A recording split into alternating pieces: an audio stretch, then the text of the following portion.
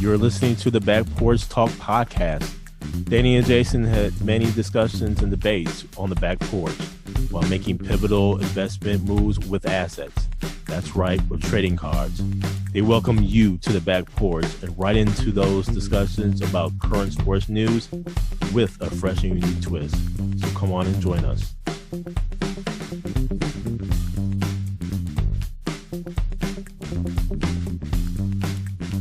Welcome to the Back Porch Talk podcast. I'm your co-host, Jason. Co-host, Danny. Fans, we got a full story for you today. First, we go a little bit into the NFL, a little bit about NBA basketball, and we'll touch on a little college football. But first, Danny, right into NFL, where this weekend was quite interesting. We're close to halfway through the season already. I think we now know who the teams really are, if they're pretenders or contenders. And Danny, let me just say that the Green Bay Packers are pretenders. They lose another one, 24-10 against rival division opponent Minnesota Vikings in Lambeau Field. The Packers are now 2-5 for the season, 1-2 at home. Unfortunately, Kirk Cousins is lost to a right Achilles tear. Even against an opponent, you don't wish any injury upon anyone. Here's to a speedy recovery to Kirk Cousins and all. Jordan Love goes for 24-41, 229 yards, 1 touchdown, 1 pick. This offense is atrocious, Danny. 10 points. I can't remember, man. The first half woes continues. Only 3 points in the first half, 10 points for the game. I just don't get the Green Bay Packers offense and what they're trying to do here. They're not rushing the ball. Their leading rusher was the quarterback, Jordan Love, for 34 yards on 4 carries. Aaron Jones, 7 carries for 29 yards. And then A.J. Dillon, 6 carries for 11 yards. What is really going on with the Green Bay Packers offense, man? And I think it starts with that O-line, but man, this offense is terrible. And I just don't see the Packers turning this around in time to actually go for a playoff run here, a playoff push. They've already had their bye week. You would have hoped that they would have cleaned things up then, but man, this team looks terrible. Danny, what says you about this NFL weekend? Thing with Jordan Love, man, he just can't connect on his throws downfield. And I don't know if he's not setting his feet or is he rushing or whatever the case may be, if he's seeing ghosts kind of thing because of the offensive line. But there are a couple throws yesterday that he missed. He had dives on a couple that he just overthrew them or just missed them. So the Atlanta Falcons front, we took that L this week against the Tennessee Titans, and Will Levis, he had 4 touchdowns. Ultimately, Desmond Ridder was replaced at halftime. They're calling it he was in concussion protocol. So Taylor Heineke came in the game. But I don't know if I'm reading the tea leaves, man, Desmond Ridder wasn't hitting on anything. And watching the game, they're just flat. But the defense didn't help him either. D-Hop had 3 touchdowns. He hadn't scored a touchdown in I don't know how long. There were just all kinds of things that happened. The Titans haven't had this many points in I don't know how long. Guess what? They scored 28 on us. We still had a chance to win at the end. And on third down, Taylor Heineke scrambles. It's 3rd and 4. He gets 3 yards, man. You got to die for that 1 yard. So we have 4th and 1, and we throw it to Van Jefferson, and he just dropped it right in his hand.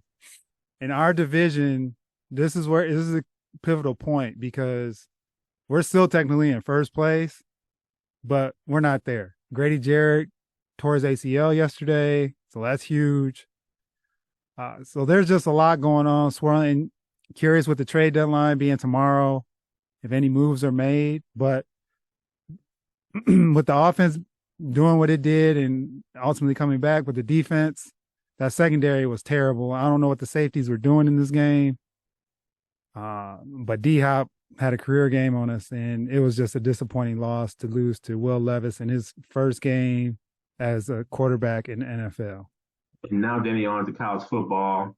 and where I need to highlight the SWAC East Division champions, that being my Florida A&M University Rattlers. As this past weekend was homecoming, played Prairie View A&M.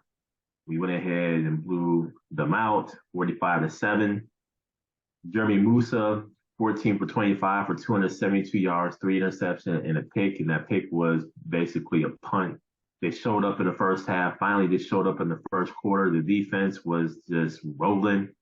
And as a result, we take our record to 7-1, 6-0 in the conference. And we are now the SWAC East Division champions. Now, we need to go ahead and finish this job up.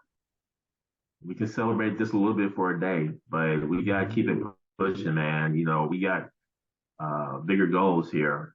And so with that, we are fighting to host the SWAC championship in Tallahassee at Bragg Memorial Stadium on Ken Riley Field. And we also look to be a part of the Celebration Bowl. But first, one step at a time. We got the SWAC East. Now we have to go ahead and do what we need to do to host the SWAC championship game. That's my college football highlight, Danny. What say you? Yeah, Jay, your defense stepped up, man. Held Prairie View A&M to 7 points, picked the quarterback off 3 times, and yeah, they're on lockdown mode. And that was one of those statement games they needed. They've been doing it, and then they kind of got inconsistent a little bit. So this is a statement game for them, and now you're at a crucial point in the season where you don't want to have a slip up in these last couple games. So congratulations to FAMU.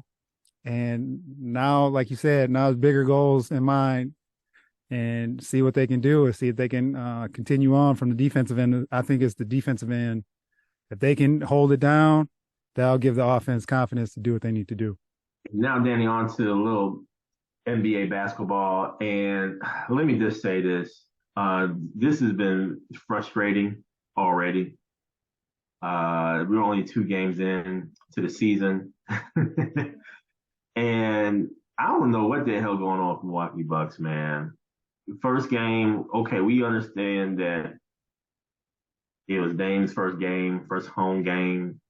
And we really thought, okay, he came out, did his 39, cool, okay. And then we go into the second game in Milwaukee at home against an 0-2 Atlanta Hawks team who is trying to find themselves, especially in the backcourt. And the Hawks come in and just relays us, man, 127-110. Chris Middleton did not play in the front end of a back-to-back, looks to play tonight against the Miami Heat in Milwaukee. But let's just say Jay Crowder, he starts, only scores 2 points, 1 for 4 from the field, 0 for 3 from three-point land. Giannis does his Giannis things, 26 points. Impressively, he finally goes 8 for 10 from the free throw line. No, we're monitoring that, most definitely. And Brook Lopez, 13 points. Beasley with 18 points. Man, you know, I'm really starting to kind of like Beasley in this role. So Damian Lillard only scores 6 points, 2 for 12, 2 for 8 from three-point land. You mean tell me he didn't even make a 2-pointer? This is a problem, especially for me with regards to this pick and roll that has been highly touted. If you don't have it going in the 3-point area, I mean, you go to 2-pointer, man. Yeah. You try to do something there, man. I mean, I just don't get it. So I think there's an issue there. But not only that, he wasn't aggressive. He didn't even go to the free throw line. So I really think they're still trying to figure it out. But come on, man. You didn't have training camp. Coach, you could have installed some pick and roll plays, man. I mean, come on. But defensively, there's an issue here for the Atlanta Hawks to score 127 points. So I don't know if they're going right at Dame. I need to honestly take a look at some things here. Mm-hmm. But the bench, Bochan with 8 points, Portis with 12 points. I just think that we need to kind of put the pieces together here and go from there, man. Let's say you, Danny, about this game in the NBA. Jason, I think this was kind of a carryover from the Philadelphia game where they did win at the end, but they just got stagnant in that second half where the offense, it didn't seem like it was an offense. It was just cats coming up and shooting willy-nilly, and they got the benefit of the doubt because Joel Embiid was off in that second half. Last night, man, it was, I don't know if it was the weather. I don't know what happened, but you can't lose that game at home like that to a team, like you said, that's starting off slow as well. But guess what? The Atlanta Hawks shot over 40% from the three-point line. What the Sixers do? Shot over 40% from the three-point line. So that's already a problem on the defensive side of the ball that, and we'll see again tonight. You know, Miami likes to chuck it up from three. Tyler Hero and, you know, the crew. And if you're going to be doing that, some adjustments need to be made ASAP because you're going to be on the wrong side of some games quickly. But then, too, I think they're just trying to find themselves. And like I said, I don't know what the offense, what the scheme is, but it doesn't look like it's there yet. And I don't know if it's because Middleton's kind of in and out and, you know, with other players being in and having to step into that role, that's kind of throwing things off. But I don't know, man. It is early. I'll say that. So I'll give them the benefit of the doubt. But last night was just lackluster at best. That they were just getting destroyed from the rip. Yeah. And they just couldn't get anything going in that second half either to actually make it a game. Hey, let me ask you this, Danny. At what point, what's the number of games that we give new coaching staff and players, new team players? I mean, I'm willing to give them 10, 15 games. I say 20, Jay. You say 20. Golly, man. The only reason I say that is I'm using the Heatles as the template because when they started off, they're 8. And I'm not saying the Bucks are the Heatles with LeBron, Dwayne Wade, and Chris Bosh, but they got a nice nucleus of stars that need to come together because Dame has to find his way. And Dame should be attacking the rim. I don't know what the heck that was last night. Exactly. He did it on Thursday night against Philly. But back to your question, I say 20 games. And if things are going south, then there's some discussion that needs to be had about some assistance or something needs to be changed.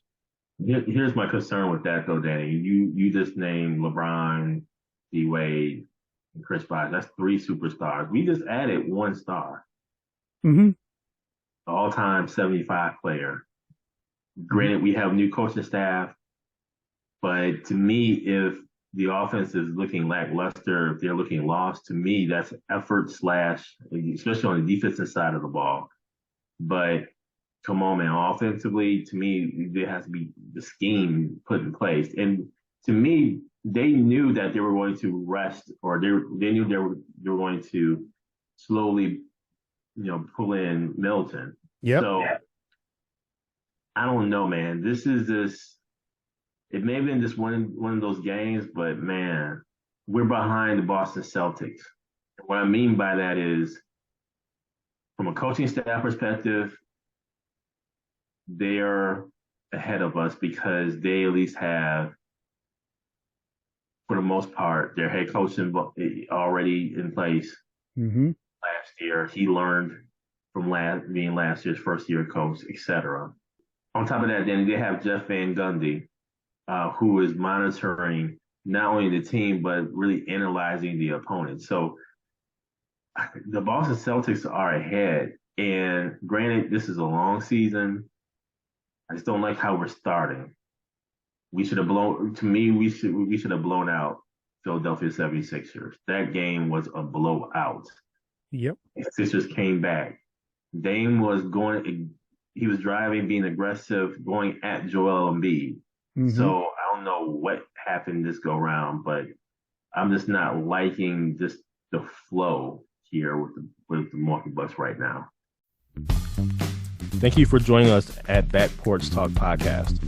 You can also join us on Twitter by tweeting us at @back_podcast. For more information, you can go to our website, which is backporchtalkpodcast.com. You can also email us at backporchtalkpodcast@gmail.com. Again, thank you for joining us, and remember that there's enough hate in the world, so go ahead and spread a little love.